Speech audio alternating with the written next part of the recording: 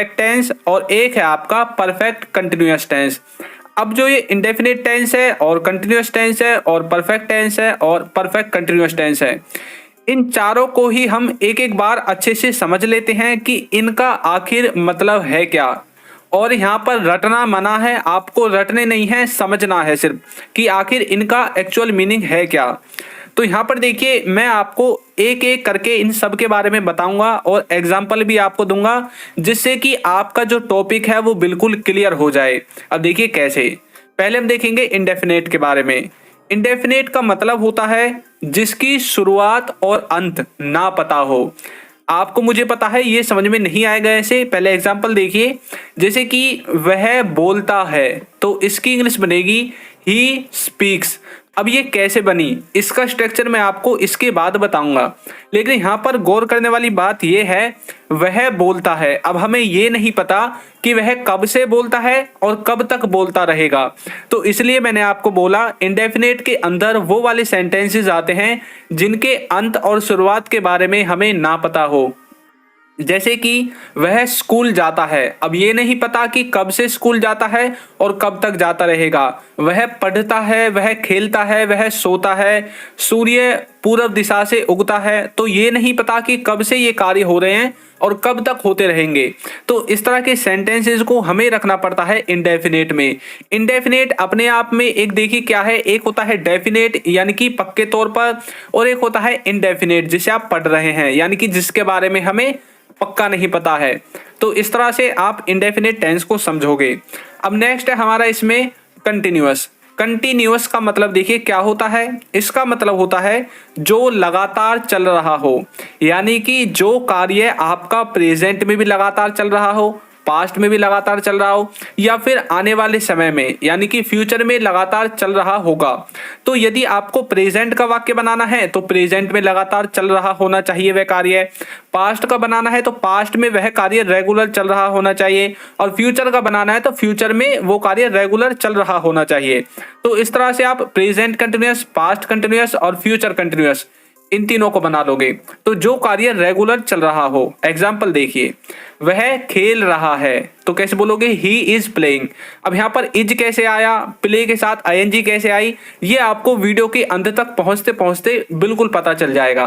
तो यह क्या है, वह खेल रहा है, तो ये प्रेजेंट का वाक्य है कि वह प्रेजेंट में खेल रहा है, इस तरह से।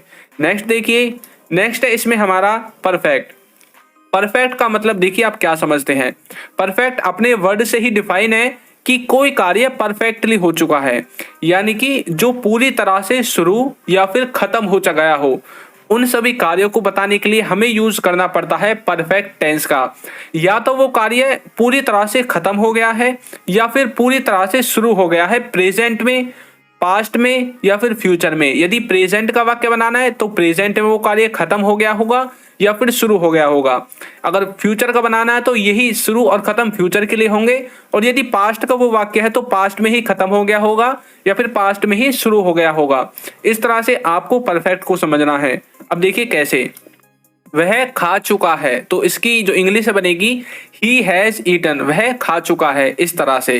तो वह खाने का कार्य खत्म कर चुका है, इस तरह से आप बोल सकते हैं।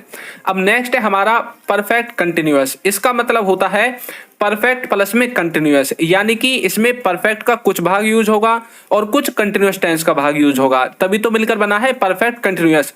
यानी कि परफेक्टली पास्ट में या प्रेजेंट में शुरू भी हो चुका है और वो कंटिन्यूटी में भी है। जैसे कि वह सुबह से खेल रहा है, अब यहाँ पर क्या है, उसने ये कार्य पास्ट में यानी कि सुबह शुरू कर दिया और अब भी यह चल रहा है, कंटिन्यूअस में है। तो कैसे बोलोगे, he has been playing since morning, इस तरह से आप इसे समझोगे। तो यानी कि जब कोई कार्य पास्ट से शुरू हो या फिर प्रेजेंट से ही शुरू हो, यदि प्रेजेंट का वाक्य है, पास्ट का वाक्य है तो पास्ट से शुरू होगा और रेगुलर चल रहा है, तब आपको यूज करना है परफेक्ट कंटिन्यूअस का।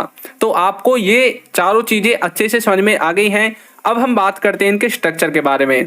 तो देखिए इनके स्ट्रक्चर में आपको मैंने एक स्क्रीन पर दिखा दिया है, एक जो टेबल है, यहाँ पर पहला है स्ट्रक्चर और दूसरा है हेल्पिंग वर्ब। अब जो स्ट्रक्चर है इसमें सिंपल टेंस में ये वाला स्ट्रक्चर यूज होगा, यदि आपको नेगेटिव बनाना है तो ये वाला स्ट्रक्चर यूज होगा, और यदि आपको इंटरोगेटिव बनाना है तो आपको इस वाले स्ट्रक्चर को यूज करना है, और इंटरोगेटिव नेगेटिव के लिए इस वाले स्ट्रक्चर को यूज करना है। अब यहाँ पर मैंने लिख रखी है helping verb, subject, verb, object. तो सब्जेक्ट वो होता है जो कार्य को करता है, वर्ब वो होगी जो कार्य आप करोगे, और ऑब्जेक्ट वो होगा जिस पर सब्जेक्ट कार्य करेगा। और हेल्पिंग वर्ब मैंने नीचे लिखी हुई है, प्रेजेंट के लिए ये वाली, पास्ट के लिए ये वाली, और फ्यूचर के लिए ये वाली हेल्पिंग वर्ब यूज होगी। अब यहाँ पर ऊपर लिखा हुआ है इंडेफिनेट V1, तो इंडेफिनेट टेंस में वर्ब की फर्स्ट फॉर्म, कंटिन्यूअस में लिखा हुआ है V1 प्लस ing, तो कंटिन्यूअस में वर्ब की फर्स्ट फॉर्म के साथ ing, और परफेक्ट में लिखा हुआ है V3। तो इस तरह से आप इसे बनाओगे। अब नीचे मैंने इनका स्ट्रक्चर लिख दिया है कि आपको किस तरह से इन्हें यूज करना है। तो सब्जेक्ट आपको पता चल गया, हेल्पिंग वर्ब पता चल गई, वर्ब पता चल गई, ऑब्जेक्ट पता चल गया।